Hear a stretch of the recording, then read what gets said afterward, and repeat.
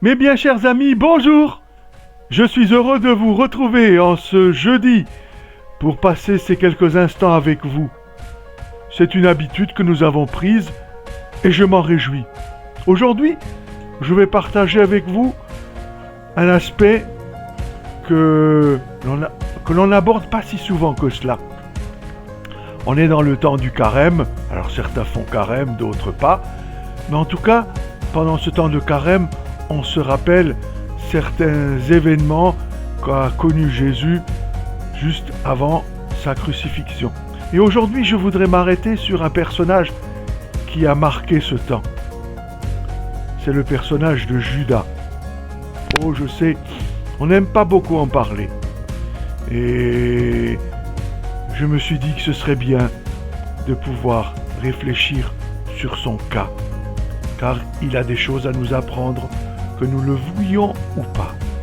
Alors voilà, j'ai démarré cette réflexion parce que tout simplement une fiche de calendrier a parlé de Judas et cela m'a fait réfléchir. Et je vous livre donc cette réflexion.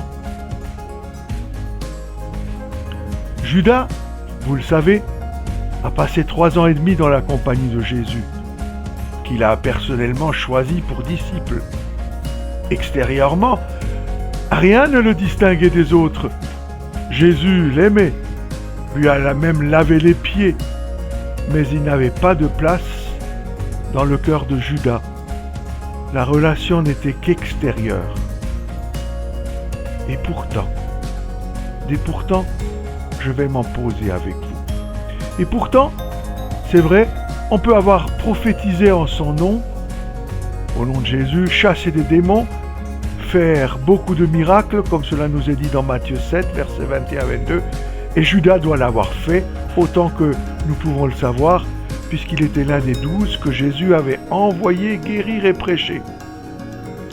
On peut avoir une lampe, un témoignage extérieur, être de ceux qui ont bu et mangé en la présence de Jésus, être demeuré souvent assis à ses pieds et pourtant rester dehors. Ne risquons pas qu'un jour, au dernier jour, quand la porte sera fermée, entendre l'effrayante déclaration « Je ne sais pas d'où vous êtes, retirez-vous de moi ». Jésus avait l'aspect d'un apôtre, mais il n'en avait pas la nature. Et pourtant, je vois que Jésus a été choisi par Jésus et avait la possibilité de devenir un bon apôtre, mais il n'y est pas arrivé. Moi aussi, toi aussi, nous avons la possibilité de suivre Jésus ou de le trahir comme l'a fait Judas. Aide-moi, Seigneur, à ne jamais trop me fier à ma propre force, mais à me placer entre tes mains. Et pourtant,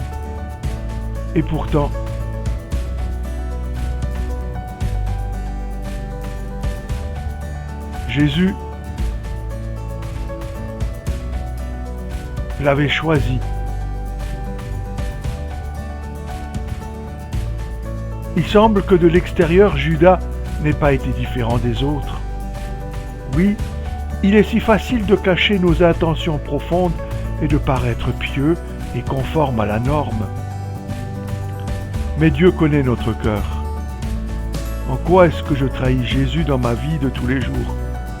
Posez-vous la question et revenez vite vers Jésus, pas comme Judas. Judas n'a pas toujours été mauvais.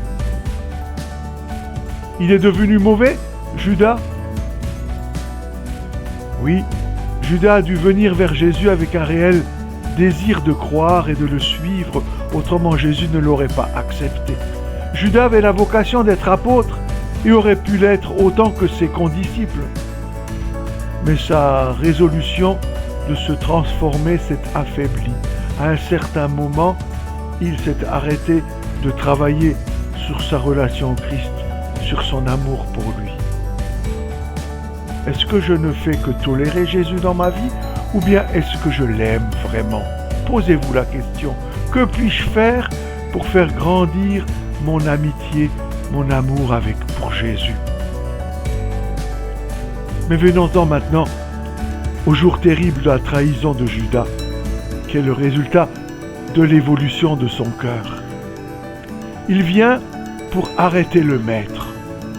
Et comme pour toute arrestation d'un grand bandit, les soldats sont bien armés et nous pressentons qu'une certaine violence peut s'exprimer instantanément.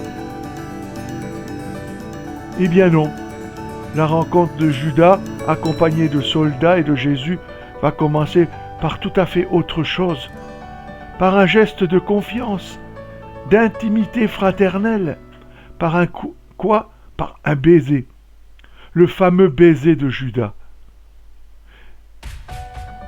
Savez-vous qu'il faudrait traduire le mot qui dit le baiser de Judas par une embrassade? C'est le vrai terme. La rencontre avec Jésus et Judas commence par une embrassade. En effet, au temps de Jésus, le baiser n'est pas la manière de se saluer. Le baiser ne s'échange qu'entre parents et enfants, et surtout entre époux. L'embrassade manifeste une complicité, une appartenance amicale, religieuse ou culturelle. On s'embrasse, on se prend dans les bras. Embrasser, c'est prendre dans ses bras. La personne que le Christ embrasse à ce moment, il la porte tout contre son cœur. Il désire créer avec elle une communion de cœur. C'est ça l'embrassade. Et ici, la trahison de Judas paraît encore plus violente. Il utilise l'amour de Jésus pour le livrer. Et pour toute réponse, Jésus va renouveler son amour pour ce traître qu'est Judas.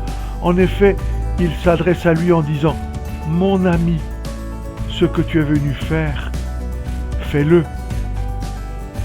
Mon ami. » Et une dernière fois, plein d'amour pour le pauvre disciple, Jésus s'adresse à son cœur et à sa conscience. « Ami, pourquoi es-tu venu ?» Et il continue. « Judas, tu livres le Fils de l'homme par un baiser, par une embrassade. » Et cette question montre aussi combien le cœur sensible de Jésus ressentait douloureusement la trahison de son disciple. Terrible confrontation entre le Fils de Dieu et un homme qui est entre les mains de Satan. Cela me fait penser à la parole de Jésus en Luc 16, 13, quand Jésus dit « Aucun serviteur ne peut servir en même temps 2 maîtres.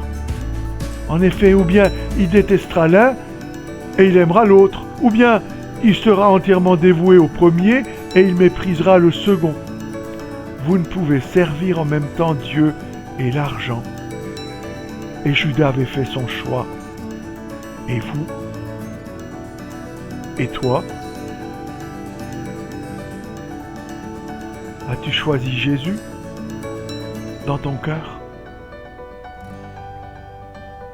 Mais ce n'est pas fini avec Judas. Et hop, encore une trahison de plus. Une de plus. Oui, en fait, il s'agit plus ici d'un reniement que d'une trahison. En effet, Judas prend conscience de la gravité de son acte. Et il renonce aux 30 pièces d'argent. Il se trahit lui-même. La vie espérée grâce à cette richesse n'était qu'illusion. Oui, il se trahit lui-même, comprenant que la vraie vie, il l'avait repoussée, livrée, car la vie, c'est le Christ. De plus, il espérait certainement qu'en rendant cet argent, les grands prêtres reviendraient sur leur décision de condamner à mort le Christ, et que lui retrouverait ainsi le chemin qui mène à la vie. Quelle belle illusion! Judas ne pouvait alors plus envisager de poursuivre sa vie. Pour lui, plus rien n'avait de sens. Rien ne pouvait suffisamment le retenir pour entrevoir un renouveau salvateur. Il était au fond du trou. Satan, sans pitié, poursuit son sinistre travail. Et après avoir conduit Judas à cet acte terrible et irréparable de la trahison de Jésus, il pousse sa victime au désespoir et l'amène à se pendre. Mes amis, comment rester insensible au drame que vit Judas? En tout cas, moi ça m'émeut. Comment ne pas ressentir de la tristesse pour cet homme, pour lui? Oui, je sais qu'il a trahi Jésus, mais Jésus l'avait aimé. Qui peut se réjouir de cette mort brutale? Et nous, aujourd'hui, comment témoignons-nous de notre attachement au Christ? Est-ce seulement un attachement extérieur? Serions-nous capables, nous aussi, par peur, par faiblesse, par convenance du moment, de refuser de proclamer, de témoigner notre foi en Dieu? Je vous laisse continuer de méditer sur cette histoire et sur ces questions, sur cette histoire de Judas, en vous invitant à vraiment donner votre cœur à Jésus, de le laisser habiter votre vie, afin que votre vie témoigne à qui vous appartenez. Que Dieu puisse conduire votre vie et que sa grâce puisse rayonner en vous. Je vous laisse en vous embrassant et je vous souhaite que la paix et la grâce de Dieu vous accompagnent. À bientôt mes amis.